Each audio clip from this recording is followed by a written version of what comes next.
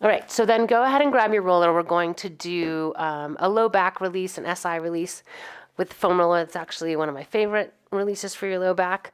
So come on down onto your back. In your bridge position, feet are flat on the floor. The roller is underneath your legs. And then you're just going to lift up and roll the roller underneath you, underneath your pelvis and your kind of low back pelvis area. And this works better if you can get the roller onto a little bit of skin. So if you feel comfortable, you're in a place where that can happen, you're going to get a better grip and a better fascial release if you can have some skin exposed. You're going to get some nice stickiness happening. So go ahead and bring one knee in towards your chest and then the other. Back of your neck stays nice and long. You're going to put your hands on the roller and just push the roller away from you and just kind of feel that stretch, right? So you should feel that fascial release already kind of starting to happen. So you don't have to push much. You'll feel it. And then just gently, maybe you just stay there in the center. Maybe you start to shift your knees side to side a little bit.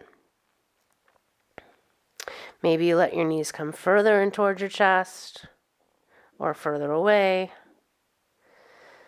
And then you can start to explore moving those knees side to side more so, right? So you can come all the way up onto this left. So I'm bringing my knees off to the left, onto that left hip. And again, I'm just kind of moving my knees around. I circle them in a little bit, rocking your pelvis around. Maybe your legs go out. And I'm not really pushing too hard. I'm just got a little bit of pressure going into the roller. And have respect for this stretch. This is an intense release. It can be some really good targeted fascial release, but sometimes people will feel like, oh my God, it feels so good. But I would encourage you to just kind of go easy, go gentle, maybe only do a little bit to start and then see how it sits.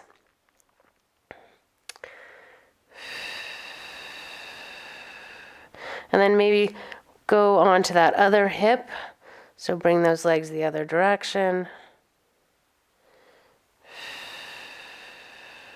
Knees in towards your chest. Out you go. Just kind of move those knees around. Again, feel into it wherever you need to be. Maybe you're back in the center.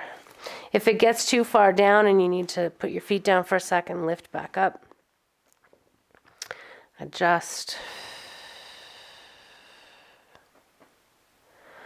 Let's just take a couple more breaths. I just kind of want to give you a really quick intro to it. And like I said, start slow, see how it sits, and then you can certainly do more, but I just want you to do a tiny bit so you know how to do it.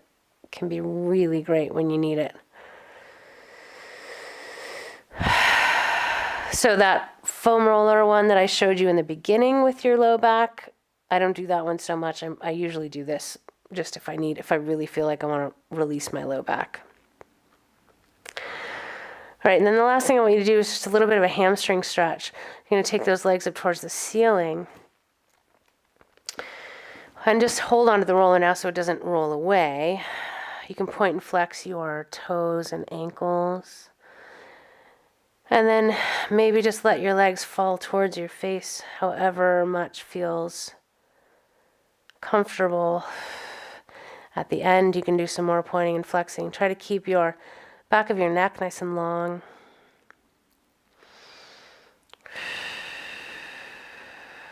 Good.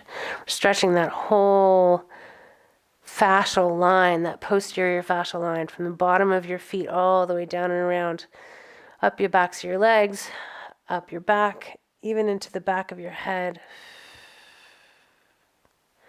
Lovely.